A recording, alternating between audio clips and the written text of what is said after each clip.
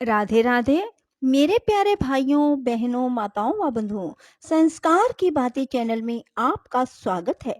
बंधुओं, आज मार्गशीर्ष मास के शुक्ल पक्ष के बुधवार के दिन मैं आपके लिए लाई हूँ श्री गणेश भगवान की कथा, जिसे मार्गशीर्ष मास के शुक्ल पक्ष के बुधवार के दिन सुनने मात्र से गणेश जी आपको सद्बुद्धि प्रदान करेंगे। साथ ही आपके यहाँ रिद्धि सिद्धि का स्थायी वास होगा। आपके सभी संकटों को गणेश जी दूर करेंगे। गणेश जी आपके कामों में आ रहे विघ्न बाधाओं को दूर करेंगे। बंधुओं, यदि आपने हमारे चैनल को अब तक सब्सक्राइब नहीं किया तो जरूर करें और बेल आइकन दबाना ना भूलें, ताकि आपको हमारी आने वाली सभी वीडियोस की जानकारी सबसे पहले हो सके। बंधुओं, वीडियो को पूरी सुनने के बाद कमेंट बॉक्स में जय श्री गणेश भगवान की जरूर लिखें। बोलो गणेश भगवान की जय। भगवान शिव ने विष्णु को षोडश उपचार युक्त गणपति पूजन की विधि बताई। तब भगवान विष्णु ने गणेश जी की 100 दिव्य वर्षों तक उपासना की। उनके घोर तप से प्रसन्न होकर गजानन साक्षात प्रकट हुए और बोले, मैं तुम्हारे तप से प्रसन्न हूँ, बोलो क्या चाहते हो। विष्णु जी बोले, मधुकैटभ नाम असुर अति प्रबल हो गए हैं, अतएव उनके वध का उपाय कीजिए। श्री गणेश जी ने कहा, वैकुंठनाथ, यदि आपने पहले ही मेरा पूजन किया होता तो अब तक असुर परास्त भी हो गए होते। विष्णु जी बोले, गजानन, मुझे आपका प्रभाव विदित नहीं था। अब आप वही कीजिए जिससे मैं उन असुरों का वध करने में सफल हो सकूं। हे नाथ, इसके साथ ही मुझे अपनी अनन्य एवं दुर्लभ भक्ति भी प्रदान करें।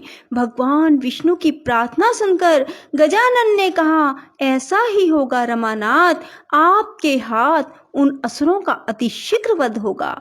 इससे चतुरानन का भय भी दूर हो जाएगा और आपको महान यश की प्राप्ति होगी। हे विष्णु, अब आपके कार्य में कोई विघ्न नहीं आएगा। वर देकर भगवान गजानन अंतर ध्यान हो गए और भगवान विष्णु वहां से लौटकर अपने स्थान पर पहुंचे, जहां उन्होंने दोनों असुरों को युद्ध के लिए तैयार देखा। त्रिलोकी नाथ को वहां आया देखकर उनकी ओर झपटते हुए वे असुर बोले, तुम बड़े डरपोक हो। विष्णु जी हंसे और उन्होंने युद्ध करके शीघ्र ही मधुकैटभ का वध कर दिया। जहां उन्होंने भगवान गजानन की आराधना की थी, वह स्थान सिद्ध क्षेत्र के नाम से प्रसिद्ध हो गया। श्री सूत जी बोले, हे ऋषियों, महर्षि भृगु ने सोमकांत को गणेश चरित्र का वर्णन करते हुए राजा भीम का वृतांत भी बताया। वे बोले, राजन, भीम कौंडिन्यपुर का राजा था। उसकी पतिव्रता पत्नी का नाम चारुहासिनी था। उसका दाम्पत्य जीवन सुख से व्यतीत हो रहा था, किंतु वृद्धा अवस्था की ओर अग्रसर होने पर भी संतान न होने का दुख उन्हें पीड़ित करता था। राजा ने राज्य अपने विश्वास पात्र अमात्य को सौंप दिया और स्वयं वन को चल दिया। वह वन में भ्रमण करता हुआ महर्षि विश्वामित्र के आश्रम में पहुंचा तो महर्षि ने उसकी ओर देखा और पूछा, तुम कौन हो और यहाँ किस उद्देश्य से आए हो। राजा बोला, प्रभो, विदर्भ देश का राजा हूँ। कौंडिन्यपुर मेरी राजधानी है। मेरा नाम भीम है। मेरी वृद्ध अवस्था आ पहुंची, लेकिन संतान सुख अभी तक प्राप्त नहीं हुआ, इसीलिए आपकी सेवा में उपस्थित हुआ हूँ। मैं नहीं जानता कि मुझ जैसे कर्तव्यनिष्ठ एवं धर्मज्ञ व्यक्ति को भी इस दुर्भाग्य की प्राप्ति क्यों हुई। महर्षि ने कहा, राजन, पूर्व जन्म में तुमने भगवान गजानन का अपमान किया था। फलस्वरूप इस जन्म में निसंतान हो। यदि उन्हें प्रसन्न कर लो तो तुम्हें अब भी संतान सुख से वंचित नहीं रहना पड़ेगा। राजा ने पूर्व जन्म के वृतांत की जिज्ञासा व्यक्त की तो महर्षि विश्वामित्र बोले, महाराज, तुम्हारे कुल में बहुत पहले भीम नाम का एक अन्य प्रतापी राजा हुआ था। उसकी पत्नी सुंदर और पतिव्रता थी। उससे राजा को एक पुत्र की प्राप्ति हुई जो गूंगा, बहरा और विकलांग था।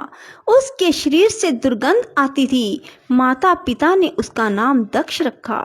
अनेक प्रयासों के बाद भी उस बालक की मूकता और बधिरता व विकलांगता दूर नहीं हुई। हे राजन, किसी ने राजा को परामर्श दिया कि यदि बालक अपनी माता के साथ तीर्थाटन करे तो संभव है कि इसके रोग दूर हो जाएं। परामर्श अनुसार राजा के आदेश से रानी अपने पुत्र को लेकर तीर्थाटन को चल पड़ी। मार्ग में चोरों ने उसे लूट लिया, यहाँ तक कि उसके पास जीवन यापन के लिए भी धन नहीं रहा। तब उसने एक शिव मंदिर में शरण ली और बालक को वहीं छोड़कर भिक्षा मांगने हेतु एक गांव में गई। पीछे से उस मंदिर में एक धर्मज्ञ ब्राह्मण आया। उसके शरीर के स्पर्श मात्र से वह बालक निरोगी हो गया। रानी शिवालय में लौटी तो अपने पुत्र को सुंदर और निरोगी देखकर बड़ी प्रसन्न हुई। उसने ब्राह्मण देवता का पता लगाया तो ज्ञात हुआ कि वह धर्मज्ञ ब्राह्मण गणेश जी का उपासक था। बाद में उसने रानी को भी गणेश जी की उपासना का उपदेश दिया। अब माता और पुत्र दोनों ने भगवान गजानन की उपासना की तो प्रसन्न होकर गणेश जी ने स्वप्न में कहा कि तुम मेरे परम भक्त महर्षि मुद्गल के पास जाओ। उनके उद्यम से तुम्हारे सभी अभिष्टों की पूर्ति होना संभव है। महर्षि भृगु ने कहा, हे सोमकांत, विश्वामित्र ने भीम को आगे का वृत्तांत सुनाते हुए कहा कि वो दोनों मुद्गल के आश्रम की खोज में काफी समय तक जंगलों में भटकते रहे। तब बाद में एक दिन उन्हें वह आश्रम मिला। वहां महर्षि मुद्गल को उन्होंने अपना सब वृत्तांत सुनाया तो महर्षि ने श्री गणेश के एकाक्षरी मंत्र गम के अनुष्ठान का उपदेश दिया। बंधुओं, गम शब्द बहुत ही अधिक शक्तिशाली है। यदि आप भी भगवान श्री गणेश जी के गम शब्द का बार बार जप करते हैं तो ऐसा हो ही नहीं सकता कि आपकी मनोकामना पूरी ना हो। सो बंधुओं, गणेश उत्सव के दिनों में ही गम शब्द का अधिक से अधिक उच्चारण करें। राजा भीम ने जिज्ञासा व्यक्त की, महामुने, आपके श्रीमुख से यह चरित्र सुनकर मैं आश्चर्यचकित हूँ। एक ब्राह्मण के शरीर का स्पर्श कर बहने वाली वायु के स्पर्श मात्र से यह बालक रोग रहित और सुंदर कैसे हो गया? विश्वामित्र बोले, राजन, इसमें आश्चर्य कैसा? भगवान गजानन चाहें तो किसी भी निमित्त से अभिष्ट प्रदान कर सकते हैं। सुनो, एक समय की बात है, सिंधु देश के एक पल्ली नामक गांव में एक धनिक वैश्य रहता था। उसका नाम कल्याण था। उसकी पत्नी का नाम इंदुमती और पुत्र का नाम बल्लाल था। एक दिन वैश्य पुत्र अपने मित्रों के साथ वन में गया। वहां उन लोगों ने एक ऐसी शिला देखी जिस पर कोई मूर्ति सी अंकित थी। उन्होंने उसे गणेश्वर नाम देकर पूजन आरंभ किया और सब ने मिलकर वहां एक मंडप बनाकर उत्सव मनाया। उस दिन से अपने सब मित्रों के साथ वह वैश्य पुत्र रात दिन वहीं रहकर गणेश जी की उपासना करने लगा। जब वे घर नहीं पहुंचे तो माता पिता को चिंता होना स्वाभाविक था। वे उन्हें ढूंढते हुए उस जंगल में आए और सब बालकों को उपासना आदि में लगे देखकर उनके माता पिता आदि ने कल्याण से कहा, कल्याण, तुम्हारे पुत्र ने हमारे बालकों को भी पागल बना दिया है, जो अरण्य में पड़ी हुई शिला का पूजन आराधन कर रहे हैं। इसलिए तुम अपने पुत्र को रोको, अन्यथा हमें उसके साथ कठोरता का व्यवहार करना पड़ेगा। यह सुनकर कल्याण ने उस मंडप को गिरा दिया और अपने पुत्र को मारने लगा। उसने उस गणेश शिला को उठाकर दूर फेंका और सब बालकों को वहां से भगा दिया। महर्षि विश्वामित्र बोले, हे राजन, इससे वैश्य पुत्र बल्लाल को मानसिक पीड़ा हुई उसने पिता से हाथ जोड़कर निवेदन किया, पिताजी आप भले ही मुझे दंडित करें, लेकिन उन सर्वात्मा भगवान गणाध्यक्ष का अपमान ना करें। वे अपने भक्तों के सभी विघ्नों का हरण करने वाले व कल्याणकारी देव हैं। उनके समान अन्य कोई बड़ा देव नहीं है। वैश्य ने क्रोधावेश में कहा, मूर्ख, इस पत्थर को सर्वात्मा कहता है।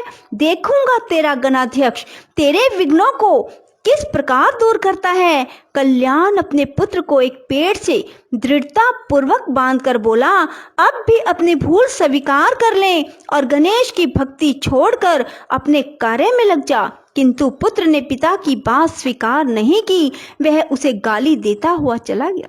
बालक को अपने पिता की निष्ठुरता पर क्रोध आ गया और उसने पिता को शाप दे डाला, तुमने मुझे इस निर्जन वन में अकेला ही निर्दयता पूर्वक बांधकर छोड़ दिया है।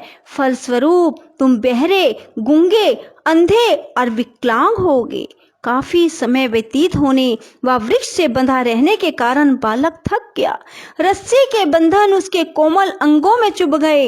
इससे अत्यंत पीड़ित होकर वह भगवान गजानन को पुकारने लगा और अंत में उनकी ओर से भी निराश हो गया तो उसने आत्मघात करने का निश्चय किया।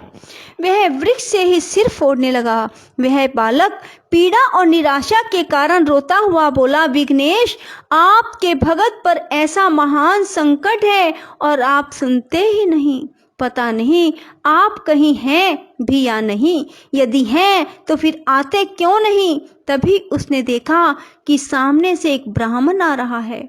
उसने तुरंत बालक के बंधन खोले और सिर पर हाथ फेरते हुए कहा, बस तुम्हारी पुकार सुनते ही तो मैं यहाँ आ गया हूँ। तुमने पिता को जो शाप दिया है वह सत्य होगा और यह स्थान तुम्हारे नाम पर बल्लाल विनायक के नाम से प्रसिद्ध हो जाएगा। इधर कल्याण का शरीर उसी समय से रोगग्रस्त हो गया। उससे दुर्गंध आने लगी। वह बहरा, गूंगा, विकलांग हो गया। उसकी दशा देखकर पत्नी को बहुत दुख हुआ। वह पुत्र को देखने के लिए अरण्य में गई तो वहां उसे गणेश्वर के पूजन में लगा देखा। इससे उसके मन में बड़ी प्रसन्नता हुई। उसने पुत्र से कहा कि पुत्र, यह तो तू बड़ा शुभ कार्य कर रहा है, परंतु तेरे पिता की दशा बहुत दयनीय हो गई है। उन्हें भी चलकर देख ले। वत्स, माता पिता की आज्ञा मानना भी पुत्र का परम कर्तव्य है। बल्लाल ने उसी प्रकार शांति पूर्वक बैठे रहकर कहा, माता, संसारिक माता पिता तो अनित्य हैं, यथार्थ माता पिता तो भगवान गणेश्वर ही हैं, जिनकी मैंने शरण ली है। इन्हीं भगवान का निरादर करने के कारण पिताजी की ऐसी दशा प्राप्त हुई है। पिताजी को ऐसी दशा प्राप्त हुई है। उनकी सेवा करना तुम्हारा भी तो कर्तव्य है, क्योंकि पत्नी के लिए पति की सेवा ही सर्वोपरि है। माता ने कहा, पुत्र, अपने जन्मदाता पिता को शाप से विमुक्त कर दो। मैं तुमसे विनय करती हूँ। यह सुनकर बल्लाल ने कहा, माता, मैं तो अब कुछ भी नहीं कर सकता। अगले जन्म में तुम एक राजा की महारानी बनोगी, किंतु तुम्हारा पुत्र गूंगा, बहरा, विकलांग और दुर्गंध युक्त होगा। उसके कारण तुम्हारा पति उस पुत्र के साथ तुम्हें भी घर से निकाल देगा। फिर एक शिवालय में एक गणपति भगत ब्राह्मण के स्पर्श से तुम्हारे दक्ष नामक पुत्र का शरीर निरोग और सुंदर हो जाएगा।